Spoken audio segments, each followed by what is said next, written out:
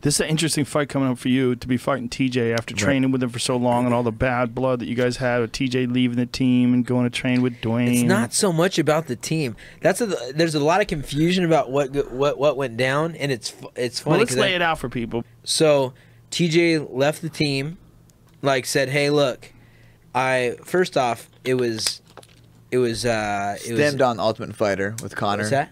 With the yeah, he came go from that because he was there, and that's when we were defending him. That's why I'm kind of like took it to because he like I'm all about loyalty and like you don't do that shit. And Dwayne, I never really liked Dwayne, especially the way he left because he was a strange guy and like it was always about money and weird things, etc., etc. He left, and that was like fine, that was his deal. TJ was going to try to have him come back and train at our gym for his fight, and Dwayne refused to do it. And I had a talk with TJ, and he's like, was crying and like that Dwayne just wanted to focus on his own gym and this and that, and he's like, whatever, and so he's like, I'm going to spend some time there and spend some time here, etc. Like, that's fine. So TJ, when he got there, got some exposure for Muscle Farm, and Muscle Farm was let me help people out here. Dwayne Ludwig is a former kickboxing champion who was an MMA fighter who fought in the UFC and then went on to be a coach. For a year and 3 months. But hold on a second. No, he coaches now a lot, right, with his own gym. But for you guys, he was your striking coach for a little bit. For a year and 3 months. And he worked with a bunch of your fighters, and he had a very special relationship with TJ. Right. Then he moved out to Denver, to start his own thing. And then Muscle Farm, which has a big gym in Denver, they invited TJ to come train there. So to fill in the blanks for a lot of people that don't know the story, that aren't maybe big time fans. So then he he basically said that he was doing his camps there for about a year and a half. Right. He'd spend a little time there, a little time here. Most of the time, he lived in Sacramento. Most of the time there, we'd go work with Dwayne. No problem with it. I had cornered with Dwayne even after he left with guys and stuff like that. It wasn't an issue. So then I heard Dwayne actually text me and was like, Dwayne said something like, well, I mean, there's a whole side of the Dwayne thing, which is hilarious, that was him getting weird like a year after he left, like acting like he was there. He like tried to sue me for a figment of his imagination of some money that wasn't even there, and like this whole thing. He had like one of his students write this thing. So there was something where he said that I had like, I can't even remember, like something like I didn't give him a discretionary bonus that was supposed to be given or something like that. And so there was like some like interminglings about that, whatever. So Dwayne texts me and says, and I said, dude, I never said, I had to set the record straight on Dwayne. And Dwayne texts me and says, hey, I'm not the one trying to steal your team and your fighters. I know there's a team out here in Denver being built, but I'm not a part of that. And I was like, are you talking about, and I had talked to someone else that said that, hey, I heard that Matt Brown and TJ Dillashaw are getting paid to be on this team. And so I come in and I was like, hey, we were talking about some team things, and TJ was in practice. I go, I got the weirdest thing. Dwayne texted me this, and this other guy said this. I said, are you going to, like, are you getting, like, paid to go start a new team or something? And it was Cody was there, and Lance was there, and all was there. And TJ, like, lies straight to us about the whole thing. He's like, no, man, no, they offered me, but I'm not. I'm with you guys, you know. Well, Team Alpha Male. He's like this and that, and I was like, okay, whatever. Then time goes on, and we have an actual sit down talk. We go eat sometimes and everything. And TJ, Chad Mendez, my buddy Phil, we all go and eat. And TJ just tells me, like, hey man, my next camp, I'm gonna go out to Denver, which he'd already been going out to Denver. It'd been like a year and a half since Dwayne had been gone. It wasn't like he like gone or whatever. And he's like, but Muscle Farm offered me like some real good money to like be part of their team. He's like, so I'm no longer going to be representing Team Alpha Male. I'm going to do my camp out there, and I'm going to, they're going to announce me. How much money are we talking about? He told me at the time it was, I think, $4,500 a month. A month, and they were going to rent him a house. And I go, and I was like, okay. And Chad was sitting right there. TJ was sitting there. I go, well, shoot, man, it was nice having you on the team. And he's like, why are you getting upset? I go, I'm not upset. I'm just saying, like you're off the team then? And he's like, well, yeah. But he's like, but I have a house here. I'm still going to come back and, like, come in and spar and when I'm in town in the off season or whatever, and I'm so like, it just felt real weird to you guys. For real weird. And then I said, well, I said, so he was no longer going to be on our team. He was going to be on a different team. But then he wanted to come in. At the time, I'm ranked number 3 in the world. Cody and him are going at it in practice. It's anybody's given day. You know, we can look at the footage if you guys have the footage. Yeah. But and then Holdsworth 7-0 and had just won the Ultimate Fighter. And so TJ's basically saying he's leaving the team. I go, bro, TJ, I said you can, you know, you're welcome to stay on the team, but like if you're no longer on the team, like, you know, what does that mean? He's like, well, I mean, it's just a good opportunity, man. They don't have to pay. They pay me to train, and like, you know, they're starting a team and everything's going to be under one roof. And I go, all right, cool. That's fine. Has anybody ever done that where it worked? I don't know. They always try that. Black House did. Black Zones did. But here's the thing. So then after that, it was like he was going to leave in 2 weeks, and so me and Cody are sitting in there, and like we hadn't said anything. I told Fabio, our instructor, our jiu-jitsu instructor, what was happening, and he told someone in Brazil, as a Brazilian in Brazil, leaked it out that TJ was changing camps, and there was all this drama and this and that, and then I said, look, TJ, so he was coming in, and TJ was never the best teammate. He would like try to hurt people. He's a very competitive guy, and he has a temper, and like try to hurt people how? Cheap shotting. Cheap shotting. Cheap shot your house. We always used to end the bell, boxing, he knee ya. He knee ya. Like, no knees. He's like, I just need him to the body. I'm like, yeah, we're boxing sparring. He knees you to the body in boxing sparring? Shit. There's no secret about TJ's. Yeah. I mean, we talked about it when he was still on the team. Also, that he had to be like reeled in a little bit, right? He's just got a temper. That's why you called him Dillashaw. Yeah, Dillashaw, Dillashank, like all that kind of stuff. I mean, that was his thing, you know. He had so to, like, just watch super competitive, aggressive guy. And cheap shots, yes. Yeah, the super competitiveness. Like, I'm competitive. I don't want to lose. Someone takes me, you know, I'm fighting tooth and nail not to get taken down or get that extra or win that round. It just.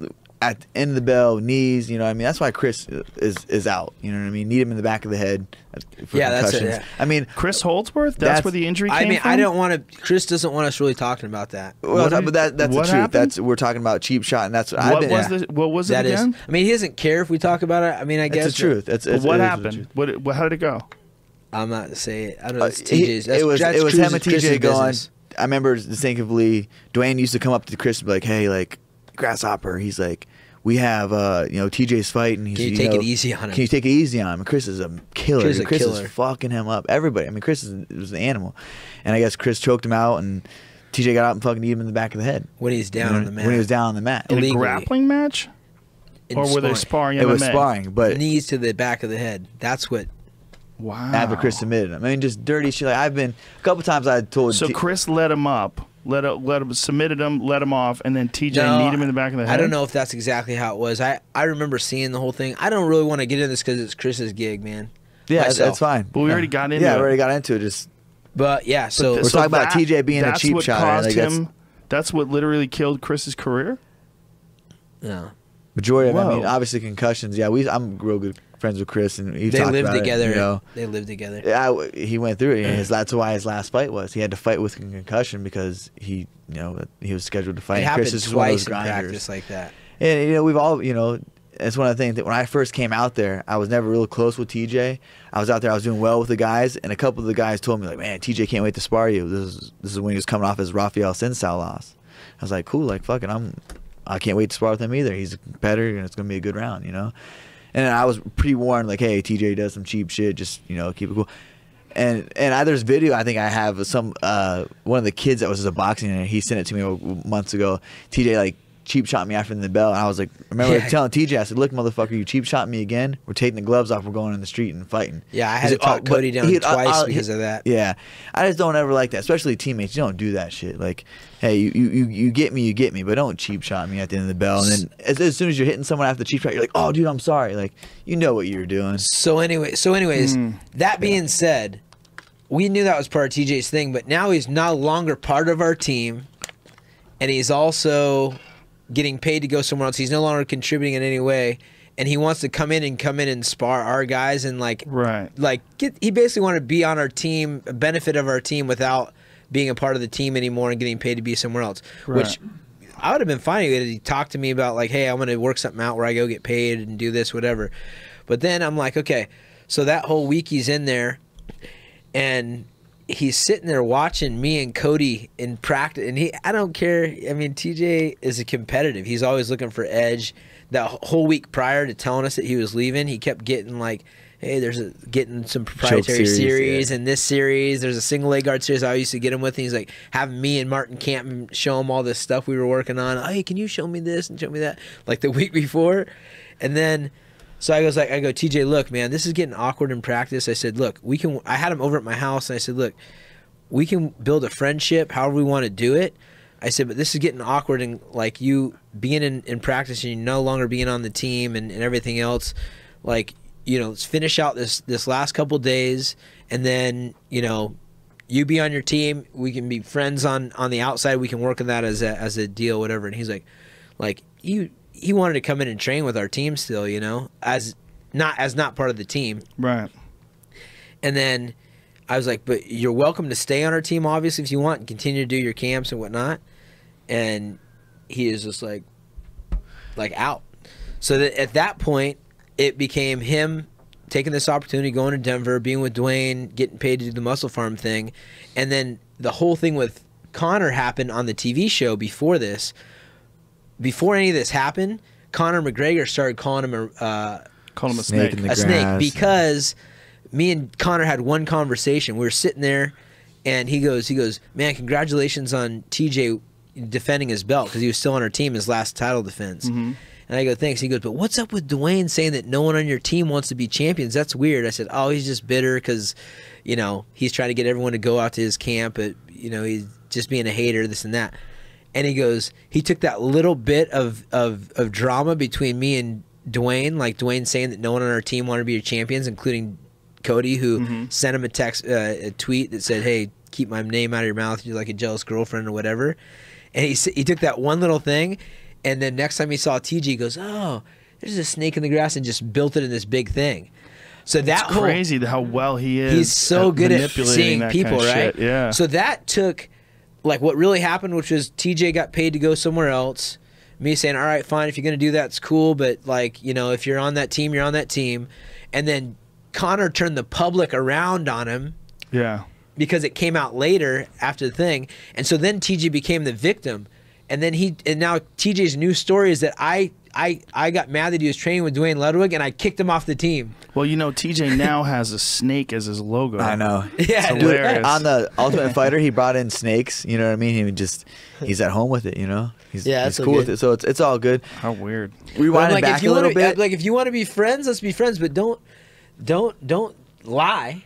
Rewinding back to it, I remember going to Canada. It was during the Ultimate Fighter, sticking up for TJ, because TJ wasn't saying nothing. Conor was basically, you know, like inviting him to fight, and TJ's like, yeah, you know, like nonchalant, like whatever about it, but wasn't defending himself. Like, I'm not a snake. Someone calling me a snake in the grass and saying I was like disloyal to my teammates and shit. We're fighting, and that's why I stuck up for TJ, because TJ's literally, I'm like, we're partying in Vegas, we're having a good time, like for the first time. You hanging had out with, kind of a heart to heart with him with too. TJ, yeah, and he's like. So he's telling me this shit, like, he's like, dude, I'm with you guys, like, I'm not leaving, fuck that, like, I'm with you guys. So I'm like, this is not even that I'm not that close with TJ, but he's part of our team. Crew. He's a champion. Right. He's, you know, when you're a champion, you get taken care of, and people, you know, I'll defend him. So Conor was doing that. He's like, what are you guys going to do? And it was talking about TJ. So I was like, man, I'll do something about it. Like, you're asking for a fight, we'll fight. And it, you know, broke into the pushing match, and it was going out to the outside. He's that breed. Mm-hmm. He is that breed. To that point. You know? He's an alpha male guy, unfortunately. So for me, do you guys feel like you could ever reconcile, or do you feel like he's crossed a line into some weird sort of treacherous area? I did so much defending of that guy because of, you know, he's, you know, whatever his thing is here and this and that. And I have a lot of great friends that are newer. I mean, like, Cody's newer in my life, but we've got a bond. I've got friends that I've had since I was like kindergarten and before kindergarten and growing up together, you know, in my community. And like, I've got great groups of friends. So it's like, I mean, I can reconcile whatever. Just stop lying about what actually happened to save your face. It's like, I'd never kick the guy off of a team or anything. And then he gets the one opportunity on national television to say something about me. That's my only qualm with the guy.